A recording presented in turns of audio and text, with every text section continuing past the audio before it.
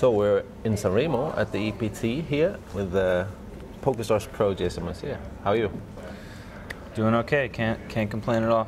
Yeah, how long time did you stay in Cannes before coming here? I was in Cannes for a while, I guess. Maybe 10 days. 10 days, yeah. You made it deep there in the main event. Yeah, I got 8th place in the main. I was the first person to bust at the official final table. Yeah. It was a pretty frustrating end to, a deep run in a tournament. I thought I had a very good chance to win when we got down to the final table of 9. I think I was 4th in chips, and we played like 3 hours on the 9-handed final table. And, short stacks kept doubling up, and then I just lost a few key pots, one to Sergey, who got 2nd, and one to Helmuth, who won. So just was kind of frustrated and couldn't really get anything going at the final, and busted out in 8th. Were you happy with the way you played it? Yeah, I think that I played just fine. I was really only... kind of regretted one hand that I played when we were 9-handed. I could have gone for this spot, and I probably would have won a big pot, but instead I just kind of gave up on the hand. Besides that, I felt like I played very well, and I was really short on day one. I only had like 20 blinds when we were playing 250, 500. I had like 11,000 at one point, so just to make the final table was a bit of an accomplishment.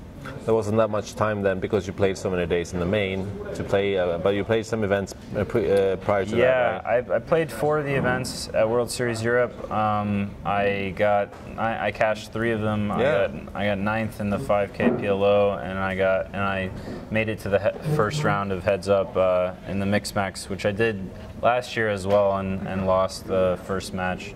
Last year I lost to Bucky, who got 2nd. This year I lost to Aguiar, who got 1st. So I don't know. It was frustrating, but also I was very happy with the way that I played, and going deep over and over again. It feels good. Yeah. What year was it when San Remo was when you won here? 2008. 2008. It's 4 years ago, huh?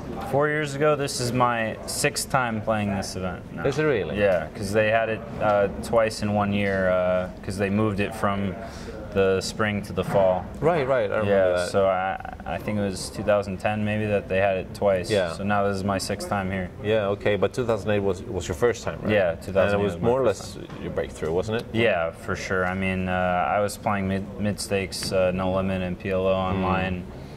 It was my 2nd big live tournament that I played. So. What is surprising? I mean, a lot of guys have done that, come from more or less nowhere and break through like that, but haven't been able to continue. So, yeah. I mean, did it change your way of playing and your confidence so much?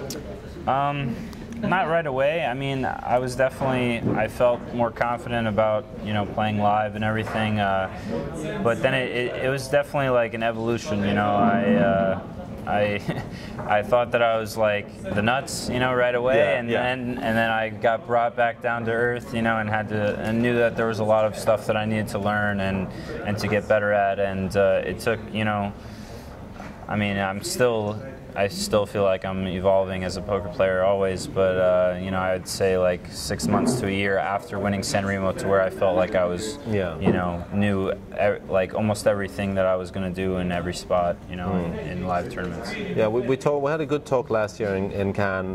This year it was too busy playing, so we couldn't talk there. You said that you feel among the top players in the world, right? What from that from a year back? Have you developed something specific or extended your skills in something special?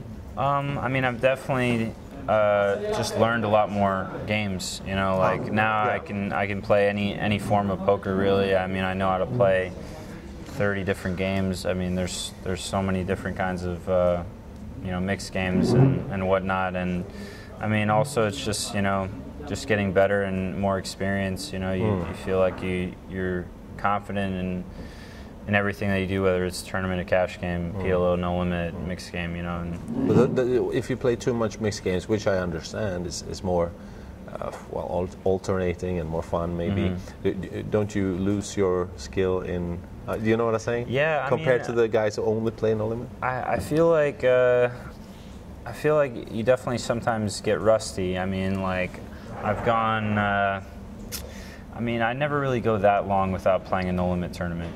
I'd say after the World Series, sometimes like pre-Black Friday, you know, I might play like mixed games for like a month straight online, and then go play a live tournament. And I'm just like kind of bored, you know. It's like you have to, you know, keep telling yourself, okay, like don't just open ace-5 off under the gun because, you know, like because you're bored. So I mean, you have to constantly like train yourself and remind yourself that you need to play your A game at all times. Yeah. Maybe this even helps to mix up your game a little bit, so you won't get bored. No, I think it does. I mean, like I definitely can't just go and play No Limit tournament after No Limit tournament. I mean, I would just go crazy. So I mean, it's good to mix in playing PLO cash or you know, mix games online. I mean, it's definitely good. And besides playing poker, what do you have time for anything else? Whew, I mean, this trip has been crazy. This is day 50 or 51 for me in Europe. Really? So yeah, I mean, it's like the longest trip I've had in Europe by far. So longest trip you had ever, maybe? I've been to Vegas for 2 months, you know, like during the World Series. But yeah, that's a different story. Yeah, it's different because Vegas, you know, you go there and you're staying in one place the whole time. You know, pretty much you're staying in a house or, you know, wherever. So this trip I've, you know, been on planes, trains, cars, like 8 different countries. I don't even know. So I mean, it's been crazy, the whole thing. So I mean, I don't know. I've just been trying to exercise a little bit here and there, and also like, you know, have fun with friends and party and. You know, trying to keep it balanced a little bit. Yeah. Would you? I mean, planning a trip like that, did you plan to be out this long? Yeah. Weren't you, worried that you would get tired of it, or do you feel happy about it? Yeah, I mean, I was worried about the trip, like, because I planned to go Barcelona to San Remo the whole time. So it was going to be basically 2 months, and the only thought I had was that if I bust the World Series Europe main event on day 1, I might just skip San Remo. It's gonna be tough. But then, but then I ended up like winning a satellite to San Remo on Stars, so I had a seat, and I was just like, you know what, I'm gonna tough it out, and I told myself I was gonna play the 50K if I busted the main in Cannes, so I ended up going deep in the main event, and now I'm here at San Remo. There's only 6 days left, so. I'm gonna tough it out. Yeah. What, are you going back home after that? Yeah, I'm gonna go to Florida. I don't know how long I'm gonna be there. Probably, you know, good amount of time. Don't really have any plans yet for the rest of the year. Might just stay in Florida for a while. Excellent. Stay with family and friends, you know. Yeah. Okay. Excellent. Good to see you back here in the place where it all started. More or less. Yeah. It is refreshing coming back here. You know, once a year. It's a nice place, huh? Yeah, I mean, the food's great. The only thing, one thing that really sucks about this place is the internet is just terrible everywhere. Like every hotel, it's really bad.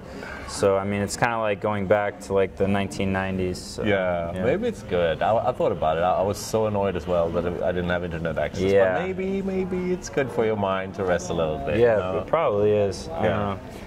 All right. You're going to continue play on tonight. Good luck to you, and hopefully you go deep again. Yeah, that'd be great. All right. Thanks, Jason.